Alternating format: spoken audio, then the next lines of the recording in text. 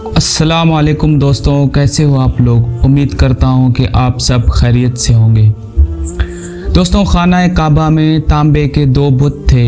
इनका नाम असाफ और नाइला थे।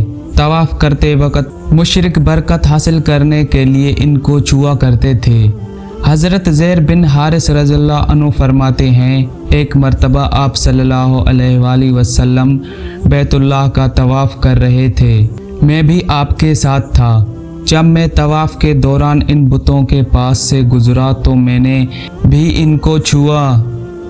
नबी पाक सल्लल्लाहु अलैहि वसल्लम ने फ़ौरी फरमाया, इनको हाथ मत लगाओ। इसके बाद हम तवाफ़ करते रहे। मैंने सोचा एक बार फिर बुतों को छूने की कोशिश करूं, ताकि पता तो चले इनको छूने से क्या होता है, और आपने किसी लिए मुझे रोका है। चुनाचा मैंने इनको फिर छू लिया। तब आपने सख्ती लहजे में फरमाया, क्या मैंने तुम्हें इनको छूने से मना नहीं किया था?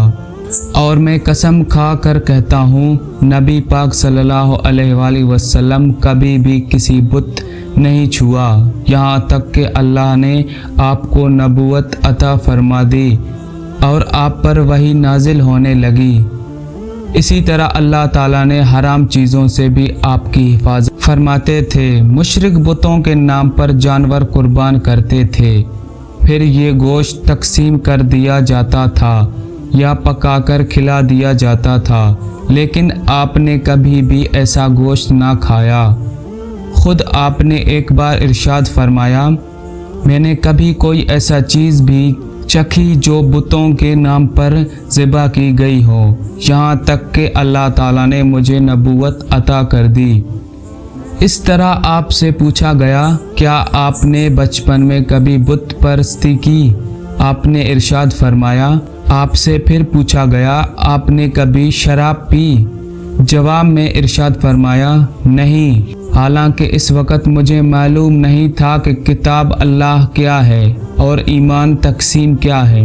आप सल्लल्लाहु अलैहि वसल्लम के अलावा भी इस ज़माने में कुछ लोग थे जो जानवरों के नाम ज़िबा किया गया गोश्त नहीं खाते थे और शराब को हाथ नहीं लगाते थे।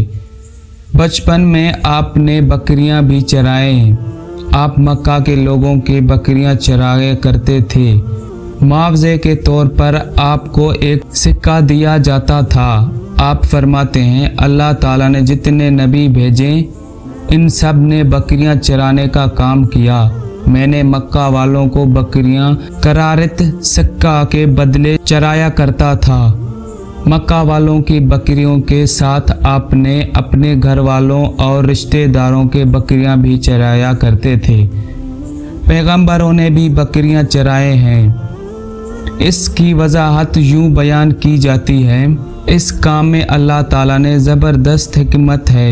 बकरी कमज़ोर जानवर है, लिहाजा जो शख्स बकरियां चराता है इसमें कुदरती तौर पर नरमी, मोहब्बत और अंसारी का जज्बा पैदा हो जाता है। हर काम और पेशते की कुछ खुसूसियात होते हैं। मिसाल, कसाब के दिल में सख्ती होती है, लोहार जफाकश होता है, माली नाज़ तबाह होता है। अब जो शख्स बकरियां चराता रहा, जब वो मखलूक की तरबियत का काम शुरू करेगा तो उसकी तबीयत में से गर्मी और सख्ती निकल चुकी होती है। मखलूक की तरबियत के लिए वो बहुत नरम मजाज हो चुका होता है और तबलीग के काम में नरम मजाजी की बहुत ज़रूरत होती है। अरबों में एक शख्स बदर बिन मशर गफारी था। ये अकाज़ा के मेले में बैठा करता था, लोगों के सामने अपने बहादुरी के किस्से सुनाया करता था, अपने लड़ाइयाँ बयान करता था। एक दिन इसने पैर फैलाकर और गर्दन अकड़ कर कहा, मैं अरबों में सबसे ज़्यादा इज़्ज़तदार हूँ, और अगर कोई ख्याल करता है कि वो ज़्यादा इज़्ज़त वाला है तो तलवार के ज़ोर पर ये बात साबित कर दिखाए। इसके ये बड़ी बोल सुनकर एक शख्स को गुस्सा आ गया। वो अचानक इस पर झपटा और इसके घुटने पर तलवार दे मारे। इसका घुटना कट गया। ये भी कहा जाता है कि घुटना सिर्फ जख्मी हुआ था। इस पर दोनों कबीलों में आपस में लड़ पड़े। इनमें जंग शुरू हो गई। इस लड़ाई को फजार के पहली लड़ाई कहा जाता है। इस वक्त आप सल्लल्लाहु अलैहि वसल्लम की उम्र मुबारक 10 साल थी। फजार की एक और लड़ाई बनु आमिर की एक औरत की वजह से हुई। इसमें बनु आमिर बनु कनाना से लड़ी, क्योंकि कनाना के एक नौजवान ने इस कबीले के किसी औरत को छेड़ा था। फजार के तीसरी लड़ाई भी बनु आमिर और बनु कनाना के दरमियान हुई। ये लड़ाई कर्ज की अदायगी के सिलसिले में हुई। फजार की इन तीनों लड़ाइयों में नबी करीम सल्लल्लाहु अलैहि वसल्लम ने कोई हिस्सा नहीं लिया। अलबत्ता फजार की जो थी लड़ाई में आपने शिरकत फरमाई थी। अरबों के यहाँ 4 महीने ऐसे थे कि इनमें किसी का खून बहाना जायज़ नहीं था। ये महीने ज़ुल्क़दा, ज़ुल्हज्ज, मुहर्रम और रजब थे। ये लड़ाइयाँ चूँकि मरहम के इन महीनों में हुए, इसलिए इनका नाम फजार की लड़ाई रखा गया। फजार का मानी है गुनाह, यानी ये लड़ाइयाँ इनका गुनाह था।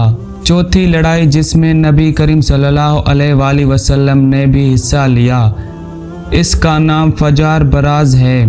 ये लड़ाई इस तरह शुरू हुई। कबीला बनु कनान के बराज नामी एक शख्स ने एक आदमी अरवा को कत्ल कर दिया। अरवा का ताल्लुक कबीला वाजन से था। ये वाक़या हरमत वाले महीने में पेश आया। बराज और अरवा के ख़ानदान के लोग यानी बनु कनाना और बनाजन इस वक़्त अकाज के मेले में थे। वही किसी ने बनु कनाना को ये खबर पहुंचा दी कि बराज ने अरवा को कत्ल कर दिया है। ये खबर सुनकर बनु कनाना के लोग परेशान हुए कि कहीं मेले में हवाजन के लोग इन पर हमला ना कर दें, इस तरह बात बहुत बढ़ जाएगी। चुनाचा वो लोग मक्का की तरफ भागने लगे। हवाजन को इस वक़्त तक खबर नहीं हुई थी। इन्हें कुछ दिन या कुछ वक़्त गुजरने पर खबर हुई। ये बनु कुनाना पर चढ़ दौड़े निकले। बनु कुनाना हरम में पनाह ले चुके थी। अरबों में हरम के अंदर खून बहाना हराम था, इसलिए बनु हवाजन रुक गए। इस दिन लड़ाई ना हो सकी, लेकिन दूसरे दिन बनु कुनाना के लोग खुद ही मुकाबले के लिए बाहर निकल आए। इनके मदद करने के लिए कबीला कुरैश भी मैदान में निकल आया। इस तरह फजार की ये जंग शुरू हुई। ये जंग 4 या 6 दिन तक जारी रही। अब चूँकि कुरैश भी इस जंग में शिरकत थी, लिहाजा आप सल्लल्लाहु अलैहि वसल्लम की चचा आपको भी साथ ले गए, मगर आपने जंग के सब दिनों में लड़ाई में हिस्सा नहीं लिया। अलबत्ता जिस दिन आप मैदान जंग में पहुंच जाते तो बनी कुनाना को फतह होने लगती, और जब आप वहां ना पहुंचते तो उन्हें शिकस्त होने लगती। आपने इस जंग में सिर्फ इतना हिस्सा लिया कि अपने चचाओं को तीर पकड़ाते रहते, और बस कुछ दिन जंग के बाद भी कोई फैसला ना हो सका। आखिर दोनों ग्रोहों में सिला हो गई, लेकिन ये काफ़ी खून खराबे के बाद हुई थी। इस जंग के फौरी बाद हल्फ अल फजूल का वाक़या पेश आया। ये वाक़या इस तरह हुआ कि कबीला ज़ैब का एक शख्स अपना कुछ माल लेकर मक्का आया। इससे ये माल आस बिन वाइल ने खरीद लिया। ये आस बिन वाइल मक्का के बड़े लोगों में से था। इसकी बहुत इज्जत थी। इसने माल तो लिया, लेकिन कीमत अदा ना किए ज़बैदी इससे अपने रकम का मुकाबला करता रहा, लेकिन आस बिन वाइल ने रकम अदा ना की। अब ये ज़बैदी शख्स अपने फरियाद लेकर मुख्तलिफ कबीलों के पास गया। इन सब को बताया कि आस बिन वाइल ने इस पर जुल्म किया है, लिहाजा इसकी रकम दिलवाए जाए। अब चूँकि आस मक्का के बड़े लोगों में से था, इसलिए इन सब लोगों ने आस के खिलाफ इसकी मदद करने से इनकार कर दिया, उल्टा इसे डांट डपट कर वापस भेज दिया। जब ज़ैदी ने इन लोगों को ये हालत देखी तो दूसरे दिन सुबह सवेरे वो अबू कैस नामी पहाड़ पर चढ़ गया। कुरैश अभी अपने घरों में ही थे। ऊपर चढ़कर इसने बुलंद आवाज से चंद शेर पढ़े, जिनका खुलासा ये है। ए फहर के औलाद, एक मजलूम की मदद करो जो अपने वतन से दूर है और जिसकी तमाम पूंजी इस वक्त मक्का के अंदर ही है। इस ज़ैदी शख्स की ये फरियाद आप सल्लल्लाहु अलैहि वसल्लम के चचा ज़ेर बिन अब्दुल मुत्तलिब ने सुन ली। इन पर बहुत असर हुआ। उन्होंने अब्दुल्ला बिन जदआन को साथ लिया और इस आदमी की मदद के लिए उठ खड़े हुए। फिर इनके साथ बनु हाशिम, बनु ज़ेर और बनु असद के लोग भी शामिल हो गए। ये सब अब्दुल्ला बिन जदआन के घर जमा हुए। यहाँ इन सब लोगों को खाना खिलाया। इसके बाद इन सब में से खुदा के नाम पर हल्फ लिया गया। हल्फ के अल्फाज ये थे, हम हमेशा मजलूमों साथ देते रहेंगे और इसका हक इसे दिलाते रहेंगे। इस हल्फ का नाम हल्फ अल फजूल रखा गया।